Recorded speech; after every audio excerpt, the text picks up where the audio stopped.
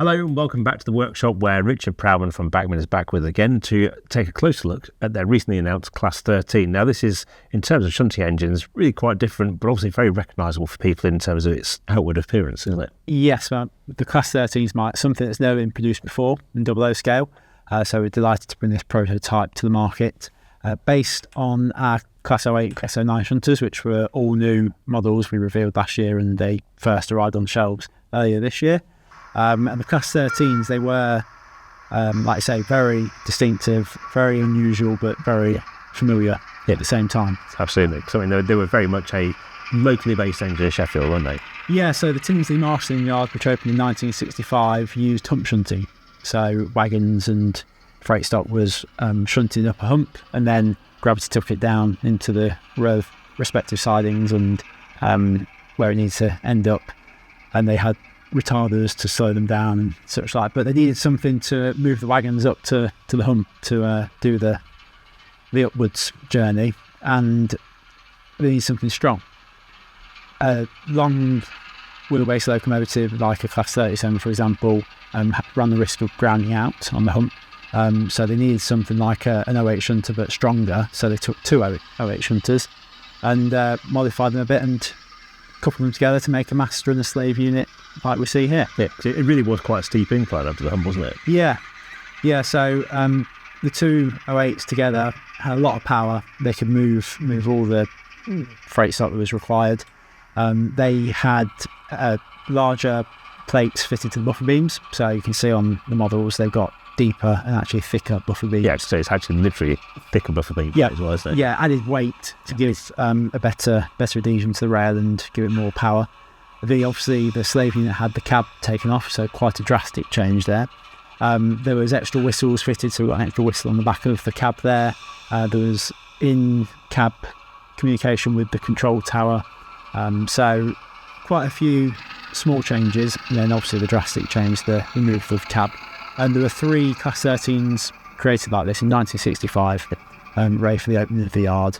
And we're delighted to bring them to 00 scale through the Bachmann branch line range. Yeah, so like I said, obviously it's building on what you've done with the Class 08 and Class 09, which just come into the market. And also we can see there's lots of detail in these. But give us an idea of you've talked about some of the difference of these, but what's the standard specification you get with these? Yeah, so I mean, obviously in terms of the visual detail, it's all there with separate handrails. You've got separate battery boxes, equipment cabinets and things like that.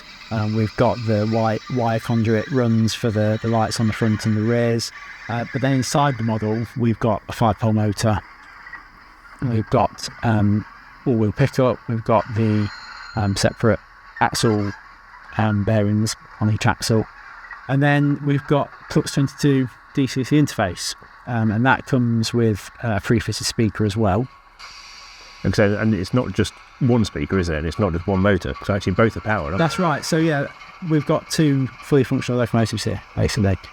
So equivalent of 2 of our Class 08s in terms of the features of both models. They've both got the motor, they've both got the full suite of lighting. On the real locomotives, obviously they're coupled together, so we've got lighting on the outer ends only in terms of functional lighting. There's a cab light in the cab as well, and we've got the removable roofs on these models like the 08s and the 09s, and that gives you access to the light switches as well as the decoder socket. So the decoder's there for if you want to fit a Flux 22 decoder, and there's also a bank of lighting switches because we've got 4 lights at each end of the model, and they can be configured each light individually. Yep.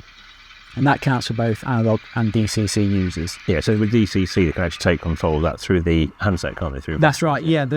Because of the complexity of the different light features and the 4 lights at each end, setting those lights individually, you do through the switches first hand, and then you control the on-off of those with DCC. You can control to turn off the lights at this end, but not that end, and vice versa. You control the cab light with DCC as well, or through the switches with analog use. And we've also got shunt mode lighting, which gives you a white and a red at each end. And again, that can be controlled through the switches for analog users or through your DCC handset for digital use. Really quite clever. And actually I think as well the other thing that's worth mentioning here as well is actually once you've got 2 Flux 22 decoder sockets in the 2 locos, actually you don't need a sound decoder in both, do you? Because you actually got through wires for the speakers. That's right, yes. There's a speaker in both models. And then if you're going to have one of our sound-fitted models or sound-fitted deluxe, you've got a sound decoder in the master unit and a standard loco decoder in the slave. And that sound decoder will play through. There's a discrete connection there for the two wires to take the sound through to the speaker in the slave as well. So you've got dual sound, but with only the cost of a single sound decoder. And the thing with that is we could have had a single decoder control the whole 2-unit train. But then you'd have to have a large connector between the two, and we felt that having a discrete connection, we've got a fixed coupling bar there, which is robust but discrete, and then for the speaker as well, you've got the 2-wire plug. So if you're on analog control, you've only got the coupling bar, which we've got on the green model there. It's just the speaker that needs the connection. Okay. And if I was to buy an analog one, and I wanted to later upgrade it to DCC sound fitting, would I then get the cable in the box as well? Yeah, they come in the box. The cable and the bar come as standard with every model. So those that want to upgrade later can do so. And of course, you can fit 2 sound decoders if you really wish. But obviously, we're conscious of the cost of doing so. So that seemed like the best solution. Yeah. So actually, one of the things I did like on the sound profile is when you actually turn it on with F1, turn the sound functions on, you do get 2 separate engine starters as well. Yeah, that was intentional to make sure you can hear that you've got 2 locomotives starting us. Yeah. Excellent. In terms of livery, there aren't a huge range of choices for these, are there? No, so they arrived in 1965. By that time, we're still in the BR Green period.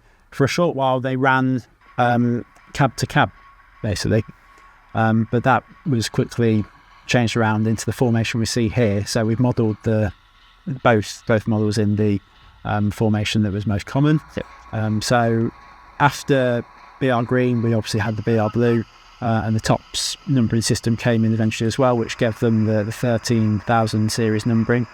Started off as D4500, 001, 002, and we're depicting D4502 there. Yep. And then we've got 13003 as well. So catering for both the key eras when these locomotives operated at Tinsley.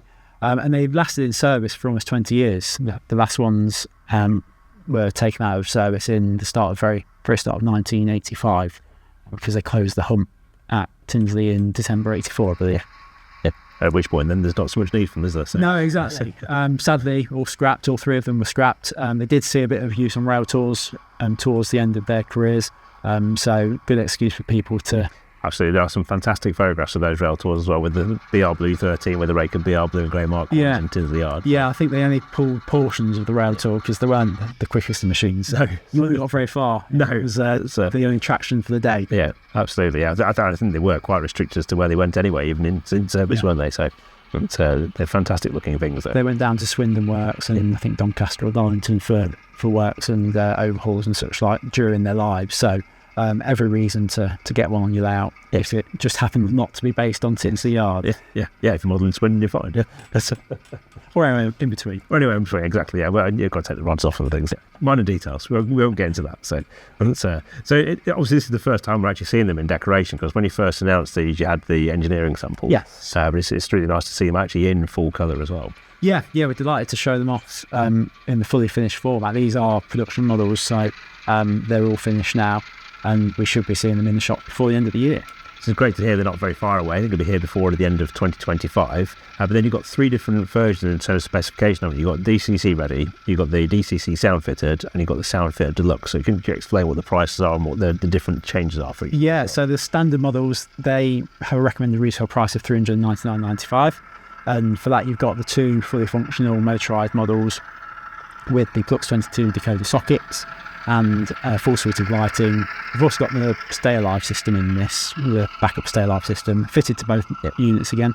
That comes into effect on DCC, so if you get a standard model, fit some decoders, then you'll have the Stay Alive function as well as all the other features. Then we go to the sound fitted models. They have a DCC sound decoder in the master unit and a loco decoder in the slave, 2 Z-mode decoders, so premium decoders there, and they will have the Stay Alive system come into full effect straight out of the box because you've got the decoders fitted. It's all pre-configured, so pop it on the track and you'll have that power reserve for if you have any dirty spots or any intermittent power from your track. you won't have a cutout of lights or sound or the ringing. So that's a really nice feature. And the retail price for that is $539.95. And then for the sound fitted deluxe, again, we've got the sound decoder and the loco decoder pre-fitted, got the Stay Alive system, got the full suite of lighting, and we've got our auto release couplings fitted at both ends, which gives you the hands-free DCC automated uncoupling, which I'm sure we'll have a play with in a minute. Absolutely. And the recommended retail price for that is $569.95. Okay, excellent. So there's some really nice choices there. And actually, I think particularly with the Class 08, actually the auto-release coupling, it's a really great feature for them. Yeah. Just, everyone wants an 08. You don't have to actually get involved with hands-on shunting. So that's a fantastic addition. Yeah, we're really pleased with how that's been received so far. We started with our Class 30 and 31, and it's gone down really well with those that have been using it, and gives another aspect to realist operation. You haven't got to have the hand of God, as we say. And yeah, great to see it on the 13 as well. Can't wait to see these being used on layouts. And yeah, even if you wanted to, you could uncouple it and use it as two separate shunters. If you're in desperate need of two shunters, you've got two in the box. Absolutely. So now the challenge is, who's going to be the first to build Tinsley Hump Yard? Yes, well, I think there is someone building a layout of Tinsley. And there is a man building a model of Tinsley, definitely, yeah. Must have been an absolutely phenomenal place to visit in the day. Yeah, absolutely, seeing the pictures and the photographs and videos and such like. So, seeing a miniature recreation of that would be something quite special. It certainly would. Well, thank you very much for joining us today, Richard, and for bringing the decoration samples in for the Class 13s. We're looking forward to seeing these arrive in full, so we can get a full deep dive on these for the magazine and our reviews. You can read more about the Class 13 and Bachmann's project for these locos online at keymodelworld.com, and look out for them arriving with your stockists before the end of 2025. Thank you for watching today. I'll see you next time.